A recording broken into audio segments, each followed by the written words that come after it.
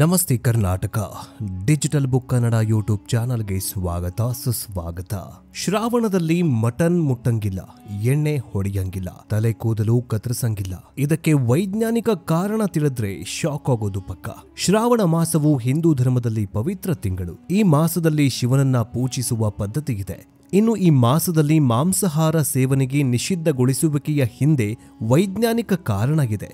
ನಿಮಗೊತ್ತಾ? ಶ್ರಾವಣ ಮಾಸದಲ್ಲಿ ಕ್ಷೌರ ಅಂದ್ರೆ ತಲೆ ಕೂದಲು ಕತ್ತರಿಸಬಾರ್ದು ಯಾಕಂತ? ಶ್ರಾವಣ ಮಾಸದಲ್ಲಿ ಯಾಕೆ ಮಾಂಸ ಅಂದ್ರೆ ನಾನ್ ವೆಜ್ ತಿನ್ನಬಾರ್ದು ಅಂತ ಗೊತ್ತಾ? ನಮ್ಮ ಪೂರ್ವಜರು ಇಂತಹ ನಿಯಮಗಳನ್ನ ಮಾಡಿದ್ದಾದ್ರೂ ಯಾಕೆ? ಇದರ ಹಿಂದೆ ವೈಜ್ಞಾನಿಕ ಕಾರಣಗಳನ್ನ ಇವತ್ತಿನ ಈ ವಿಡಿಯೋದಲ್ಲಿ ತಿಳಿಸ್ಕೊಡ್ತೀವಿ. ಆದರೆ ಅದಕ್ಕಿಂತ ಮುಂಚೆ ನಮ್ಮ ಯೂಟ್ಯೂಬ್ ಚಾನಲ್ನಲ್ಲಿ ಇಂತಹ ಅನೇಕ ವಿಸ್ಮಯಕಾರಿ ವಿಡಿಯೋಗಳು ಇವೆ. ಅವುಗಳನ್ನು ನೋಡಿ, ಜೊತೆಗೆ ನಮ್ಮ ಯೂಟ್ಯೂಬ್ ಚಾನಲ್ ಅನ್ನ ಸಬ್ಸ್ಕ್ರೈಬ್ ಮಾಡಿಕೊಳ್ಳಿ. ಇನ್ನು ಶ್ರಾವಣ ಮಾಸದಲ್ಲಿ ಶಿವನನ್ನ ಆರಾಧನೆ ಮಾಡಲಾಗತ್ತೆ. ಶಿವನ ಭಕ್ತರಾಗಿದ್ರೆ ಓಂ ನಮಃ ಶಿವಾಯ ಅಂತ ಕಮೆಂಟ್ ಮಾಡಿ ಮತ್ತು ನಮ್ಮ ಸನಾತನ ಧರ್ಮದ ಸಂಸ್ಕೃತಿಯನ್ನ ಕಾಪಾಡಿ ಜೈ ಸನಾತನ ಅಂತ ಕಮೆಂಟ್ ಮಾಡಿ. ಬನ್ನಿ ವಿಡಿಯೋವನ್ನ ಶುರು ಮಾಡೋಣ. ಮೊದಲಿಗೆ ನಾವು ಶ್ರಾವಣ ಮಾಸ ಹಿಂದೂ ಧರ್ಮದಲ್ಲಿ ಯಾಕೆ ಪವಿತ್ರ ಅನ್ನೋದನ್ನ ತಿಳಿದುಕೊಳ್ಳೋಣ. ನಂತರ ಶ್ರಾವಣ ಮಾಸದಲ್ಲಿ ಯಾಕೆ ಕೂದಲನ್ನ ಕತ್ತರಿಸಬಾರದು, ಮಾಂಸ ಅಂದ್ರೆ ನಾನ್ ವೆಜ್ ಯಾಕೆ ತಿನ್ನಬಾರದು, ಇದರ ಹಿಂದಿನ ವೈಜ್ಞಾನಿಕ ಕಾರಣಗಳನ್ನ ತಿಳಿದುಕೊಳ್ಳೋಣ. ನಂತರ ಶ್ರಾವಣ ಮಾಸದಲ್ಲಿ ಪಾಲಿಸಬೇಕಾದ ನಿಯಮಗಳ ಬಗ್ಗೆ ತಿಳಿದುಕೊಳ್ಳೋಣ. ಹಾಗಾದ್ರೆ ಮೊದಲ ಸೆಗ್ಮೆಂಟ್ನಲ್ಲಿ ಹಿಂದೂ ಧರ್ಮದಲ್ಲಿ ಶ್ರಾವಣ ಮಾಸ ಯಾಕೆ ಪವಿತ್ರ ಅನ್ನೋದನ್ನ ತಿಳಿದುಕೊಳ್ಳೋಣ. ಹಿಂದೂ ಧರ್ಮದಲ್ಲಿ ಅತ್ಯಂತ ಪವಿತ್ರ ಮತ್ತು ಮಹತ್ವದ ಮಾಸವಾಗಿದೆ. 12 ಮಾಸಗಳಲ್ಲಿ 5ನೇ ಮಾಸವಾಗಿರೋ ಶ್ರಾವಣ ಪಂಚಮಂ ಕಾರ್ಯಸಿದ್ಧಿ ಎಂದು ಕರೆಯಲಾಗುತ್ತೆ. ಪಂಚ ಎಂಬ ಪದವು 5 ಅನ್ನೋ ಪದದಿಂದ ಬಂದಿದೆ. ಪಂಚಭೂತಗಳು, ಪಂಚಪಾಂಡವರು, ಪಂಚೇಂದ್ರಿಯಗಳು, ಪಂಚಕರ್ಮೇಂದ್ರಿಯಗಳು ಮತ್ತು ಈಶ್ವರನ 5 ಮುಖಗಳನ್ನು ಸೂಚಿಸುತ್ತೆ. ಈ ಮಾಸ ಜಪ, ತಪ, ಧ್ಯಾನ ಮತ್ತು ದಾನಕ್ಕೆ ಅತ್ಯಂತ ಅನುಕೂಲಕರವಾದ ಸಮಯ ಅಂತ ಪರಿಗಣಿಸಲಾಗಿದೆ.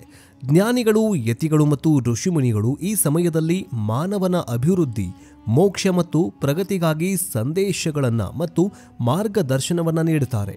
ಶ್ರಾವಣ ಮಾಸವು ಮುಮುಕ್ಷು ಸಾಧನೆಗಾಗಿ, ಆತ್ಮಜ್ಞಾನವನ್ನ ಪಡೆದುಕೊಳ್ಳೋದಕ್ಕಾಗಿ ಮತ್ತು ಜೀವನವನ್ನ ಪರಿಪೂರ್ಣಗೊಳಿಸಲು ಸಹಾಯ ಮಾಡುತ್ತೆ ಅಂತ ನಂಬಲಾಗಿದೆ. ಶ್ರಾವಣ ಅನ್ನೋ ಪದವು ಕೇಳುವುದು ಅನ್ನೋ ಅರ್ಥದಿಂದ ಬಂದಿದ್ದು, ಈ ಮಾಸದಲ್ಲಿ ಜ್ಞಾನವನ್ನ ಕೇಳಿಸಿಕೊಳ್ಳೋದು ಅಂದ್ರೆ ದೇವನಾಮಸ್ಮರಣೆಯನ್ನ ಕೇಳುವುದು ಅಂತ ಹೇಳಲಾಗುತ್ತೆ.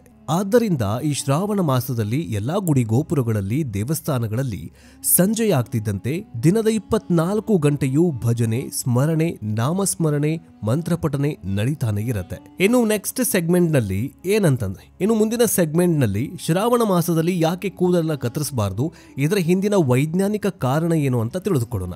ಇದು ಮಳೆಯ ಸಮಯವೂ ಆಗಿದೆ. ಆದ್ದರಿಂದ ಕೃಷಿ ಮತ್ತು ಸಮೃದ್ಧಿ ಇದಕ್ಕೆ ನೇರವಾಗಿ ಸಂಬಂಧ ಇದೆ. ಧಾರ್ಮಿಕವಾಗಿ ಜನರು ಈ ತಿಂಗಳಲ್ಲಿ ಅನೇಕ ವಿಷಯಗಳನ್ನ ನಿಷೇಧಿಸಲಾಗುತ್ತೆ.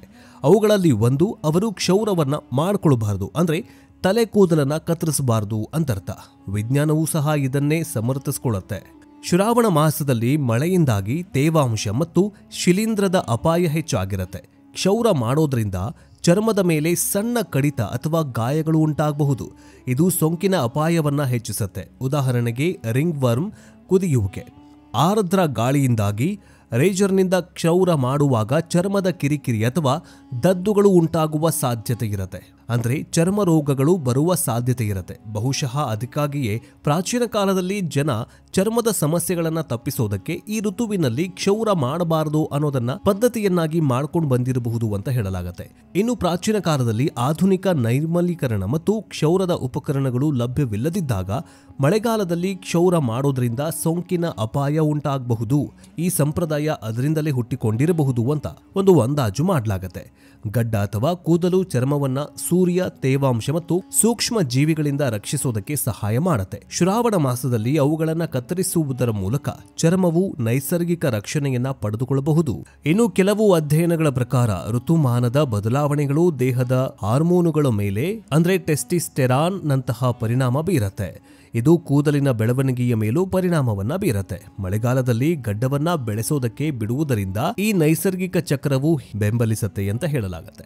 ಇನ್ನು ಆಯುರ್ವೇದಿಕ ಏನ್ ಹೇಳುತ್ತೆ ಅಂತ ನೋಡ್ತಾ ಹೋಗೋದಾದ್ರೆ, ಮಳೆಗಾಲದಲ್ಲಿ ದೇಹದ ಜೀರ್ಣಕ್ರಿಯೆ ದುರ್ಬಲವಾಗಿರತ್ತೆ ಮತ್ತು ದೇಹ ಸೂಕ್ಷ್ಮವಾಗಿರತ್ತೆ.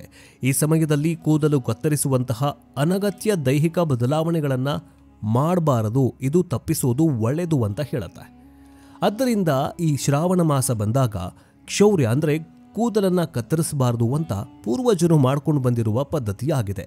ಇನ್ನು 3ನೇ ಸೆಗ್ಮೆಂಟ್ ಅಲ್ಲಿ ಶ್ರಾವಣ ಮಾಸದಲ್ಲಿ ಮಾಂಸ ಅಂದ್ರೆ ನಾನ್ ವೆಜ್ ಯಾಕೆ ತಿನ್ನಬಾರದು, ಇದರ ಹಿಂದಿನ ವೈಜ್ಞಾನಿಕ ಕಾರಣ ಏನು ಅನ್ನೋದನ್ನ ತಿಳಿದುಕೊಳ್ಳೋಣ ಬನ್ನಿ. ಶ್ರಾವಣ ಮಾಸವು ಹಿಂದೂ ಧರ್ಮದಲ್ಲಿ ಪವಿತ್ರ ತಿಂಗಳಾಗಿದೆ. ಶ್ರಾವಣ ಮಾಸವನ್ನ ಶಿವನ ಮಾಸ ಅಂತ ಹೇಳಲಾಗುತ್ತೆ. ಈ ಮಾಸದ ಅಧಿಪತಿ ಪರಶಿವ. ಈ ಮಾಸದ ಆರಂಭದಿಂದ ಮುಕ್ತಾಯದವರೆಗೆ ಶಿವನನ್ನ ಪೂಜಿಸುವ ಪದ್ಧತಿ ಇದೆ.